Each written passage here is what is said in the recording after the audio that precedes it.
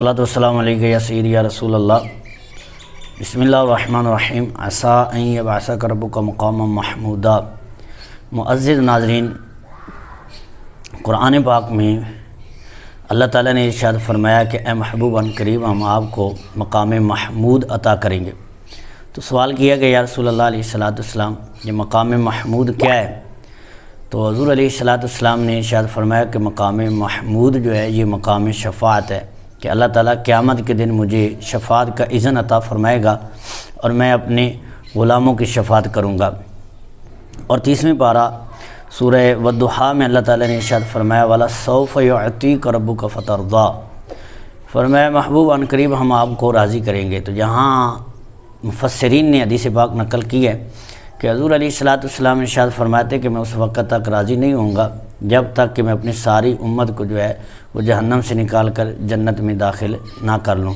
تو حضور علیہ السلام کو اپنی امت سے پیار اتنا ہے، سرکار علیہ السلام اپنی امت کو یاد فرماتے ہیں۔ اور پھر حدیث پاک میں یہ موجود ہے، مشہور حدیث پاک ہے کہ حضور علیہ السلام نے فرمایا قیامت کے دن سارے لوگ جو ہیں وہ اکٹھے ہو کر حضرت آدم علیہ السلام کے پاس جائیں گے، اور پھر حضرت نوح علیہ السلام، حضرت ابراہیم اور حضرت موسیٰ علیہ السلام، سارے انبیاء یہی فرمائیں گے اذهبوا الی غیری، آج کسی اور کے پاس جائیے۔ پھر حضرت عیسیٰ علیہ السلام کے پاس جب آئیں گے تو حضرت عیسیٰ علیہ السلام فرمائیں گے اذهبوا الی محمد، ادھر ادھر نہ جاؤ بلکہ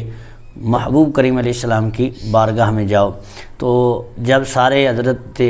آدم علیہ السلام سے لے کر حضرت عیسیٰ علیہ السلام تک ہوتے ہوئے حضور علیہ السلام کی بارگاہ میں آئیں گے تو سرکار علیہ السلام فرمائیں گے انا لہا انا لہا، فرمایا کہ میں فرماؤں گا کہ میں تو ہوں ہی اسی لیے۔ اور پھر حضور علیہ السلام جو ہیں وہ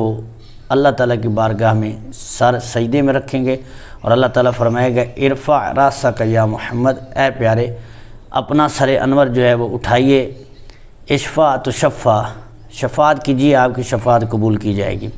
تو یہ شفاعت کا اذن جو ہے اللہ تعالیٰ حضور علیہ السلام کو عطا فرمائے گا۔ اور یہ مسلم شریف کی حدیث پاک ہے، حدیث کا نمبر 473 ہے، اور مسند امام اعظم میں بھی یہ حدیث پاک جو ہے اختصاراً رکھی گئی ہے، اور دیگر حدیث کی کتابوں میں یہ حدیث موجود ہے۔ حضرت یزید الفقیر رضی اللہ تعالیٰ عنہ آپ خود اپنا جو قول نقل کرتے ہیں، آپ فرماتے ہیں کہ کچھ وقت ایسا تھا مجھ پر کہ خارجیت کا مجھ پر اثر ہو گیا، کہ میں خارجی ہو گیا اور ان کے عقائد میں نے جو ہے وہ مان لیے، ان کی باتیں جو ہیں وہ مجھ پر اثر کر گئی۔ تو فرماتے ہیں کہ ہم نے ارادہ کیا حج کرنے کا، اور حج کرنے کے لیے جب نکلے ہمارا ارادہ تھا کہ حج کے بعد لوگوں پر ہم خروج کریں گے، یعنی لوگوں کا قتال کریں گے۔ فرماتے ہیں کہ جب ہم نکلے تو مسجد نبوی کے قریب سے گزرے تو ہم نے کہا کہ چلو یہاں نماز ادا کر لیتے ہیں۔ فرماتے ہیں جب مسجد نبوی میں داخل ہوئے تو صحابی رسول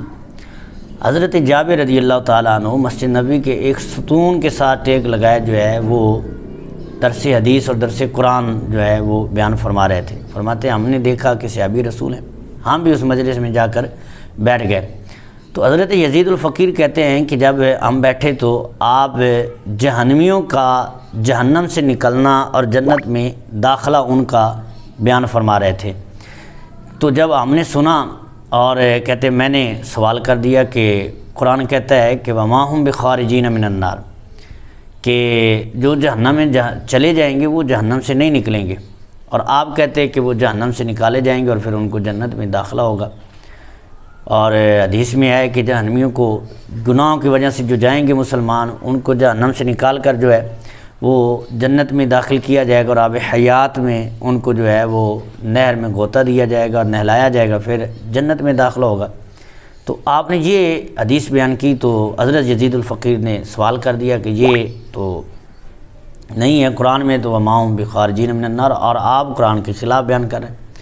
تو حضرت جابر رضی اللہ تعالیٰ عنہ جو صحابی رسول ہیں، حضور علیہ السلام کی زیارت کی ہے اور صحابیت کے مقام پر فائز ہیں، آپ نے جواب دیا، فرمایا کہ وما ہم بخارجین من النار سے پچھلے جو کلمات ہیں وہ بھی پڑھیے۔ فرمایا یہ جو حکم ہے یہ کافروں کے لیے، اور مومنوں کے لیے جو ہے وہ جہنم میں ہمیشہ ان کے لیے نہیں ہے، اور اگر مومن کسی گناہ کی وجہ سے جہنم میں چلے بھی گئے تو ان کو جہنم سے حضور علیہ السلام کی شفاعت سے اور اللہ تعالیٰ کے فضل سے جو نکال کر ہمیشہ جنت میں ہی داخلہ دیا جائے گا اور ہمیشہ جنت میں رہیں گے۔ ہمیشہ رہنا جو ہے وہ مومنین کو وہ جنت میں ہے۔ فرمایا کہ اولئک اصحاب الجنہ ہم فیہا خالدون، فرمایا یہ مومنین کے لیے ہے کہ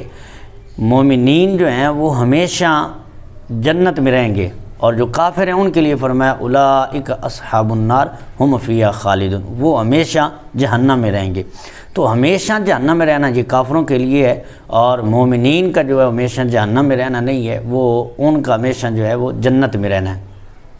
تو فرماتے ہیں کہ حضرت جابر رضی اللہ تعالیٰ عنہ نے پھر فرمایا کہ قرآن میں اللہ تعالیٰ نے ارشاد فرمایا عسیٰ ان یبعثک ربک مقاما محمودا، کہ اللہ تعالیٰ اپنے محبوب کو مقام محمود عطا فرمائے گا۔ فرمایا مقام محمود کیا ہے؟ تو پھر خود ہی جواب دیا، فرمایا کہ مقام محمود جو ہے یہ مقام شفاعت ہے، کہ حضور علیہ السلام اپنی امت کے گناہ گاروں کی شفاعت کریں گے، اور حضور علیہ السلام کی شفاعت سے جو ہے وہ آپ کی امت جو ہے وہ جنت میں جائے گی۔ اور حضور علیہ السلام کا اپنا فرمان ہے،